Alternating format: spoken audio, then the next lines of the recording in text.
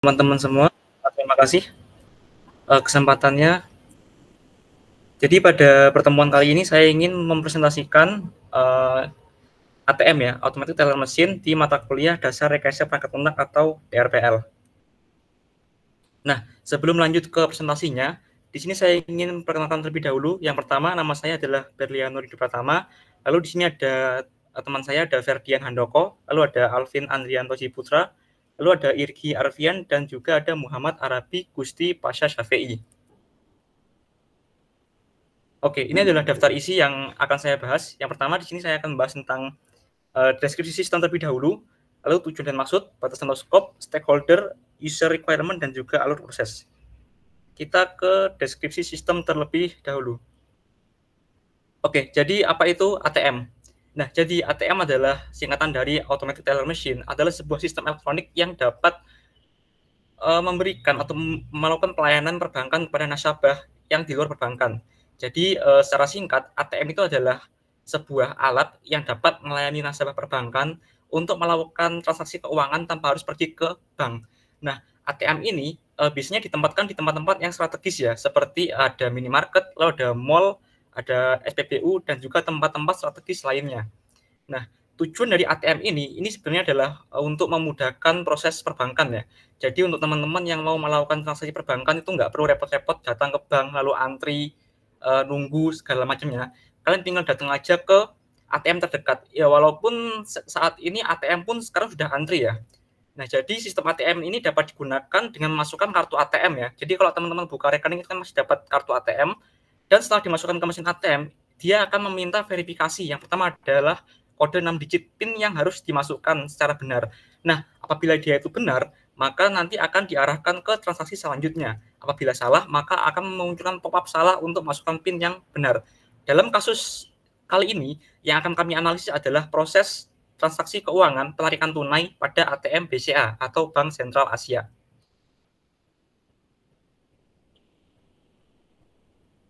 Oke, sekarang masuk ke tujuan dan juga maksud. Oke, jadi tujuan diciptakannya ATM adalah untuk memudahkan masyarakat dalam melayani kebutuhan perbankan. Seperti yang sudah saya jelaskan di awal tadi, jadi orang-orang yang ingin melakukan transaksi keuangan itu nggak perlu ke bank lagi. Mereka cukup datang ke ATM yang tersedia di sekitar rumah mereka, di minimarket, di SPBU, dan segala macamnya. Selain itu juga, ATM juga dapat melayani seluruh transaksi, seperti penarikan tunai, transfer, bayar tagihan, dan juga segala macamnya. Nah, maksud dan juga tujuan dari ATM ini adalah untuk mengurangi resiko antrian di kantor cabang tersebut.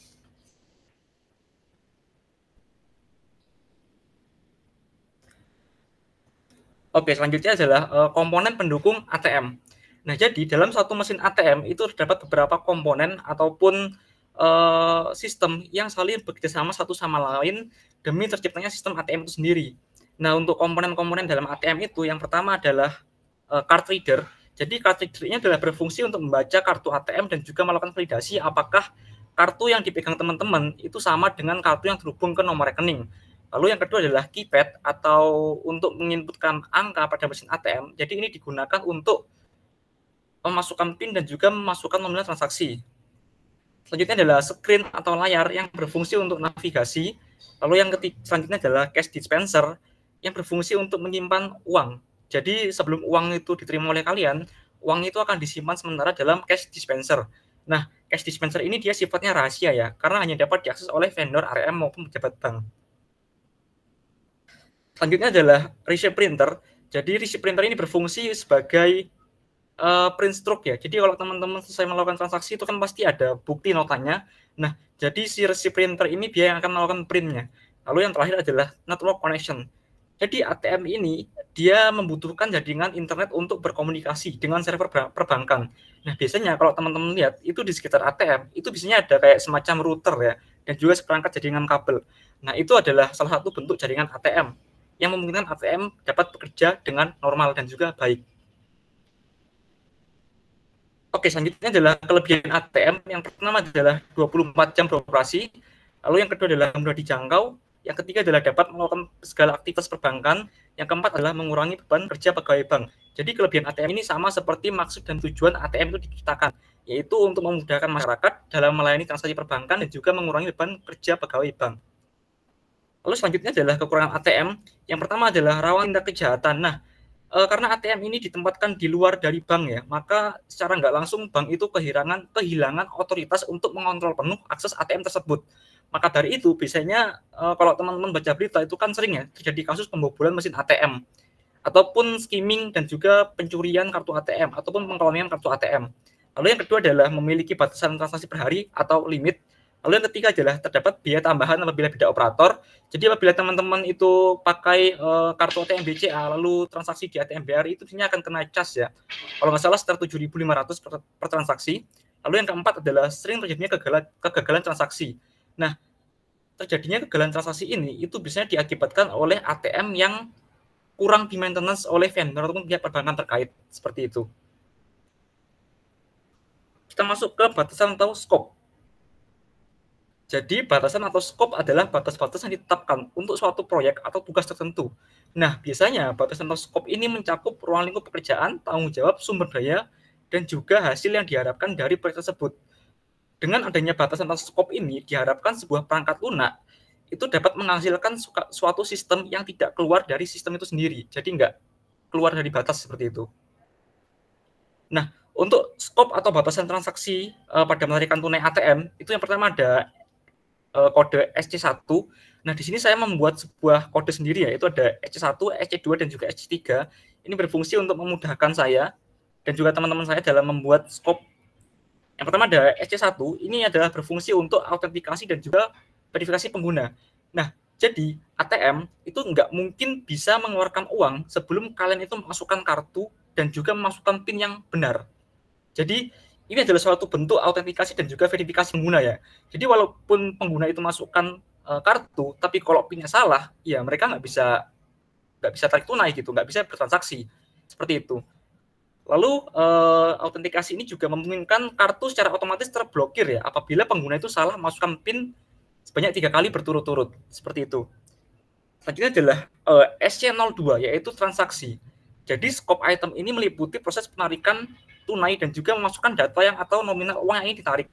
Nah, seperti yang kita ketahui bahwa ATM itu biasanya memiliki dua pecahan ya, ada 50.000 dan juga 100.000. Ada juga ATM yang 20.000, tapi itu jarang ya saat ini. Kebanyakan kalau nggak 50.000, 100.000.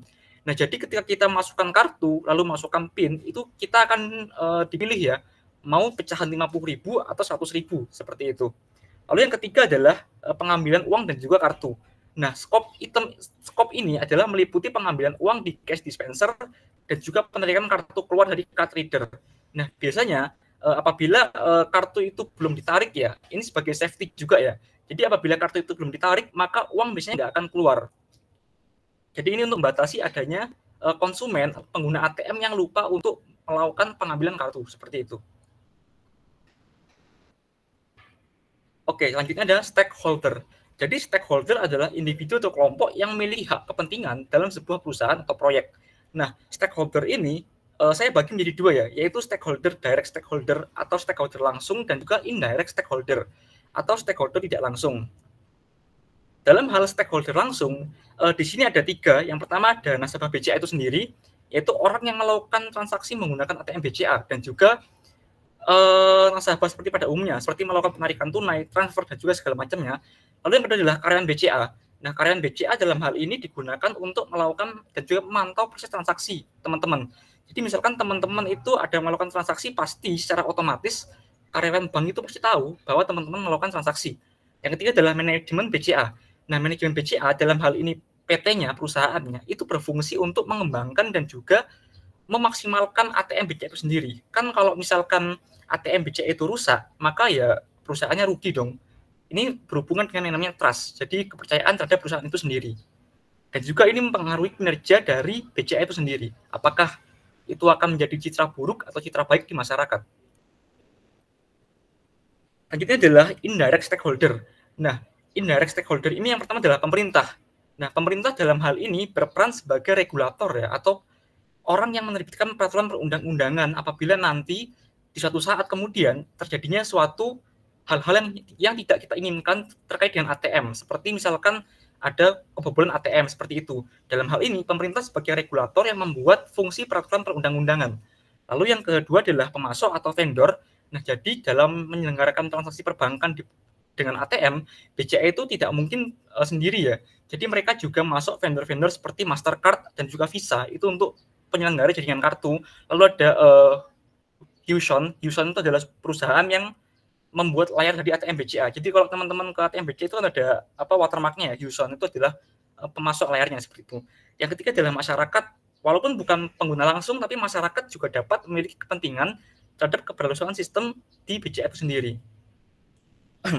Ini ada next, yang ketiga, selanjutnya itu adalah kompetitor. Jadi selain BCA itu sendiri, di indirect stakeholder ada kompetitor. Kompetitor ini berfungsi sebagai kompetisi pasar ya. Jadi kan kalau perusahaan itu kan pasti bersaing satu sama lain. Nah, dalam hal ini kompetitor itu adalah orang yang bersaing dengan BCA. Selanjutnya adalah media dan juga pihak ketiga. Jadi media dan juga pihak ketiga ini sebagai kontrol juga ya terhadap sistem perbankan. Jadi apabila nanti BCA dan juga pihak lain itu tidak bertanggung jawab terhadap hal-hal yang kita lakukan, maka media dan juga pihak ketiga akan menjadi kontrol atas hal-hal yang tidak terjadi seperti itu. Selanjutnya adalah daftar user requirement. Oke, user requirement adalah daftar lengkap kebutuhan atau persyaratan dari pengguna terhadap suatu produk atau sistem. Dalam konteks pengembangan perangkat lunak, daftar user requirement seringkali menjadi dasar untuk merancang, mengembangkan, menguji produk dan juga sistem. Daftar ini membantu memastikan bahwa produk atau sistem yang dihasilkan akan memenuhi kebutuhan dan juga harapan dari klien itu sendiri. Nah, daftar requirement dari ATM BCA yang pertama adalah card reader. Ini seperti komponen ya. Jadi untuk masukkan kartu. Lalu yang kedua adalah keypad untuk menginput PIN. Lalu yang ketiga adalah layar. Lalu ada cash dispenser, receipt printer, dan juga network connection.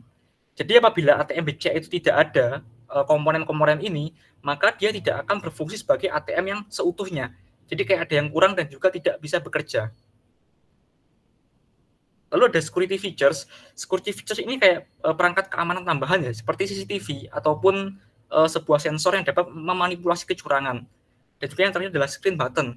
Jadi kalau misalkan ATM itu dia tidak menggunakan layar sentuh, maka di pinggiran tombol ATM itu kan dia ada kayak button ya, jadi kayak navigasi seperti itu. Selanjutnya adalah alur proses. Jadi alur proses adalah urutan langkah-langkah atau tahapan yang diambil untuk menyelesaikan suatu tugas atau mencapai tujuan tertentu. Ini adalah cara visual untuk menggambarkan bagaimana informasi bergerak melalui serangkaian langkah atau aktivitas dari awal hingga akhir. Nah, pada konteks ATM BCA kali ini, kami membuat sebuah bentuk visual menggambarkan alur proses penarikan tunai di ATM BCA dengan menggunakan sistem flowchart. Nah, karena keterbatasan di Canva ya, jadi kita nggak bisa menampilkan gambar penuh, maka dari itu saya membuat sebuah flowchart-nya itu di website Whimsical. Seperti ini untuk gambaran flowchart-nya. Oke, sebentar. Nah, jadi yang pertama dilakukan adalah user memasukkan kartu ATM, lalu biasanya user juga memilih bahasa, lalu memasukkan 6 digit PIN. Nah, lalu di sini ada sebuah decision ya atau keputusan apabila PIN-nya itu benar, maka dia lanjut ke proses penarikan. Nah, apabila salah, dia akan memvalidasi lagi apakah salahnya 3 kali atau tidak. Apabila salahnya 3 kali, maka otomatis kartu ATM terblokir dan juga akan berakhir ke sistem finish. Lalu apabila PIN-nya itu belum salah sebanyak 3 kali, maka sistem akan meminta user untuk memasukkan PIN lagi yang benar, seperti itu. Lalu setelah pilih penarikan, lalu pilih nominal.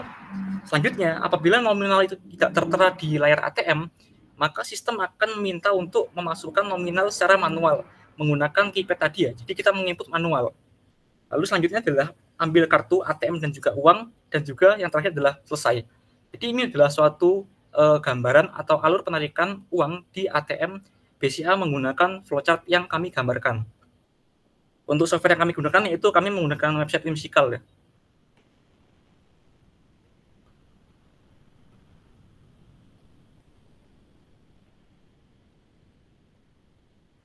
Oke, jadi sekian presentasi yang dapat saya lakukan kali ini. Saya minta maaf apabila ada kesalahan dalam menjelaskan dan juga kata-kata. Saya akhiri, selamat sore. Oke, sore. Terima kasih Berliano atas presentasinya. Oke, saya bisa katakan bahwa sepanjang proses saya mengevaluasi, ini adalah kelompok yang paling baik ya. Apa namanya, seluruh mulai dari scope, kemudian detail yang mau dikerjakan, itu tergambarkan dengan jelas. Tadi juga Berliano dan teman-teman ini menggunakan BCA. Jadi ini yang saya harapkan, bahwa kita kalau mau belajar, kita to the point. Kita melakukan yang namanya study case, artinya kita butuh si tempat kita studi nih, kasusnya gitu. Jadi pilih aja.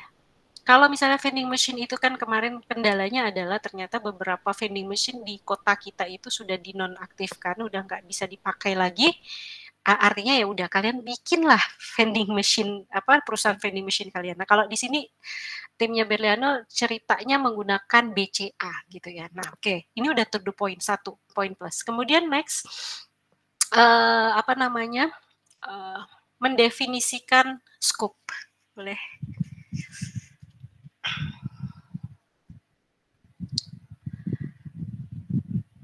Oke, mendefinisikan scope. Nah, sebelum kita masuk ke scope tadi juga udah dijelaskan oleh Berliano. Saya bisa bilang apa? Jadi apa yang diberikan ini seperti kalau misalkan saya lapar, saya bilang sama orang nih, saya lapar. Nah, orangnya bawa nasi. Nah, tapi kalau timnya Berliano tuh selain bawa nasi, dia bawa air gitu lah. Apa namanya? Karena kalau kita makan nggak minum, keselak dong, ya kan? Nggak enak dong. Nah, jadi supaya lengkap makan enak, habis itu kalau udah selesai makan minum, nah ini baru sajian ininya ya, presentasinya ya. Jadi kalau kemarin dimintanya A, B, C, D, E, kalian boleh kok melakukan eksplorasi dengan tadi ya menampilkan bahwa apa sih komponen yang ada pada ATM. Begitu pula pada vending machine, jadi kalian nggak akan abu tuh ketika menjelaskannya tuh nggak blunder. Tadi udah disebutkan, kalau kalian baca tuh apa namanya dokumen yang juga saya sampaikan di mana e-learning, sebenarnya itu cukup detail ya. Walaupun berbahasa Inggris, tapi saya rasa kalian cukup bisa menangkapnya. Itu mulai dari komponennya apa aja, apa yang harus dilakukan dari proses vending machine maupun ATM tuh kalian bisa dapat di situ. Oke, di scope. Nah, scope-nya 3, udah jelas. Ini sudah sangat jelas.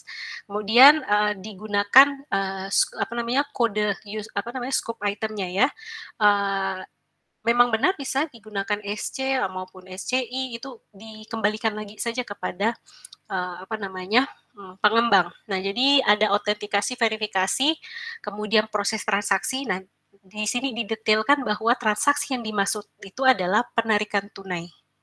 Oke, lalu mengambil mengambil uang dan kartu. Nah, proses di sini nanti itu kan pasti akan melibatkan si pencetakan struk dan lain-lain ya. Nah, ini udah jelas. Ada 3 scope. Boleh next? Ini bagus ya untuk kalian pelajari ya. Oke, next. Stakeholder-nya juga sudah didefinisikan secara baik. Oke, manajemen BCA di sini apa namanya sebagai ini ya, sebagai pemilik lah gitu ya, pemilik dari ATM-nya gitu ya. Kalau karyawan nih termasuk teknisi, oke, semuanya udah didefinisikan dengan baik. Oke, boleh next. Indirect-nya, oke, next boleh. Lanjut. Ada indirect stakeholder lagi. Nah, ini yang menarik disampaikan oleh Berliano dan teman-teman, bahwa disampaikan bahwa kompetitor itu termasuk kepada indirect stakeholder. Ini apa namanya best practice seperti ini. Jadi kalau misalnya kita mau membuat aplikasi, ya kita ketika mau membuat software, kita itu harus utamakan untuk apa namanya melihat kompetitor. Karena kalian mau bikin kayak Gojek, ya kan? Kalian mau bikin kayak Gojek, itu pasti akan melihat Gojeknya dulu seperti apa. Dan mereka itu adalah indirect stakeholder kita. Ya mungkin memang bukan orang yang bisa kita tanyai langsung, tetapi orang yang akan kita pelajari sebagai dasar bagaimana nanti kita akan membangun fitur yang serupa atau mungkin melebihi dari kompetitor kita. Nah, maka kompetitor itu masuk. Kemudian di sini menariknya juga media dan media itu menjadi bagian dari indirect stakeholder juga ya. Karena ini ya ATM. Boleh next. Daftar user requirement-nya udah diturunkan. Oke, boleh next. Nah, ini diturunkan berdasarkan komponen ya. boleh aja seperti ini, namun kita coba kayak balik aja ya kata-katanya. Misalnya ya pengguna itu dapat memasukkan pengguna untuk memverifikasi akunnya sebagai nasabah, dia menggunakan keypad untuk memasukkan 6 digit PIN. Nah, itu bahasanya dibalik aja supaya kita tahu bahwa ini adalah user requirement atau kebutuhan dari user. Tapi dengan mendefinisikan user requirement berdasarkan komponen atau objek-objek yang berada pada ATM. Nah, ini yang bagus. Jadi nggak ada yang miss. Nggak ada yang miss, karena ATM tuh komponennya apa aja dan fungsinya apa aja, jadi nggak ada yang miss. Mereka pasti akan punya fitur. Card reader punya fitur, keypad punya fitur, layar punya fitur. Boleh next, Mileno? Card reader, keypad, layar, apalagi cash dispenser punya fitur, ya kan? Receipt printer punya fitur, maupun network connection tuh manfaatnya untuk apa gitu ya, dia punya fitur juga. Nah, gitu, tinggal bahasanya saja. Ya kan, misalnya nasabah itu dapat melakukan pencetakan, ya kan, pencetakan pasca transaksi ya, setelah melakukan transaksi, ya pastinya dengan receipt printer gitu. Dia dapat memilih mau cetak atau enggak. Nah, itu akan terlihat pada alur proses. Coba lihat alur prosesnya.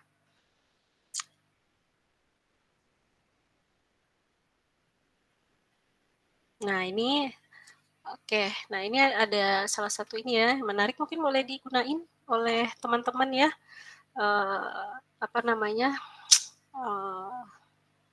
Salah satu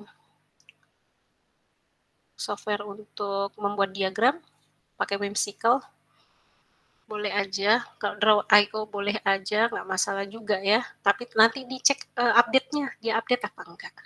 Oke, coba kita lihat cetak resipnya. Kita bisa lihat nggak ada nggak? Oke, decision itu belum ada ya, Berliano ya? Atau udah ada? Yang untuk cetak resipnya yang di Flowchart itu belum ada, Bu. Apa belum ada, nanti tambahkan aja ya. Tinggal ditambahkan aja. Tapi dari definisinya ya udah, ini tinggal cuma nambahin itu aja, sisanya kan udah sama, ambil kartu dan uang kan di situ. Nanti apakah mau cetak resip, habis itu mengakhiri itu pun mengakhiri proses transaksi itu ada decisionnya ya, apakah dia mau melakukan transaksi kembali, maka dia akan kembali lagi ke atas untuk pemilihan proses transaksinya, Berliano. Walaupun sebenarnya ini hanyalah satu step ya untuk melakukan penarikan saja sebenarnya. Ya gitu ya. Kemudian pilih mau cetak resip. Kalau cetak resip maka akan ada output resipnya, kalau tidak dia akan selesai. Oke, ini udah bagus banget, nggak ada yang perlu dikomentari, aplaus aja. Saya lebih ke ngulang aja biar teman-temannya mengerti. Aplaus dulu.